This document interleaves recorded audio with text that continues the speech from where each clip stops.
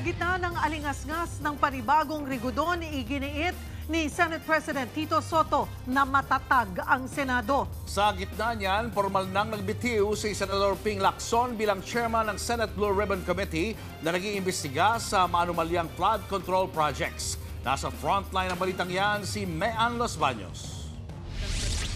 Wala pang isang buwan nang pinalitan si Senator Jesus Codero ni ngayoy Senate President Tito Soto. Pero umuugong na naman ang palitan ng liderato. Sabi naman ni Senate President Soto, walang mangyayaring palitan. As far as I'm concerned, in my opinion, is the Senate is stable, both majority and minority. I am very sure that the Senate is stable, and we will make sure, under my leadership, we will make sure that everything will be transparent. Naunang napabalita na kinukonsidera nila Senator G.V. Ejercito at ilan pang senador na kumala sa mayorya, pero itinanggihan ngayon sa News 5 ni Senator Ejercito. Ayon din kay Soto, nakausap na rin niya si Senator G.V. Hindi rin daw kailangan ng loyalty check dahil hindi naman nagpaplano ng kudeta ang mayorya, pati na ang minorya. I don't see it coming from anywhere. In fact, the other day nagkausap kami ni Senator Alan at nababanggit na rin yan eh. Sabi niya nga, siya mismo nagsabi sa akin, wala naman akong kinakausap kahit sino, sabi rin niya. And you believe him, sir? And you believe him, sir? And you believe him, sir? Yeah, I believe him. Maging si Senator Joel Villanueva na bahagi ng minority bloc, sinabing wala namang gapangan para sa isang kudeta. Not the priority is Basta walang movement. so many things that we have to think about.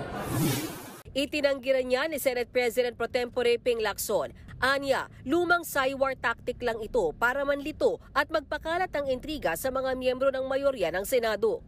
Nitong weekend lang nang magdesisyon si Lacson na magbibitiw bilang chairman ng Senate Blue Ribbon Committee matapos ipahayag ng ilan sa mga kasamahan niya ang pag-aalinlangan sa investigasyon hinggil sa mga maanumalyang flood control projects. Pero sa mga nakausap daw ni Soto na mga taga-mayorya, may mga nagsasabi na baka pwede pang mapakiusapan na manatili si Lacson sa Blue Ribbon. Magkakaroon daw ng caucus ang majority bloc sa Miyerkules at posibleng pag-usapan kung tuloy ba ang pagbibitiw ni Lacson sa Blue Ribbon. Senator Lacson is frustrated. He's not stressed. Sanay sa stress yun eh. Yeah. Pero ang nakikita niya, frustrated because nag-hearing siya, may umaangal. Bakit nag-hearing? Pag hindi siya nag-hearing, may umaangal. Ba't hindi nag-hearing?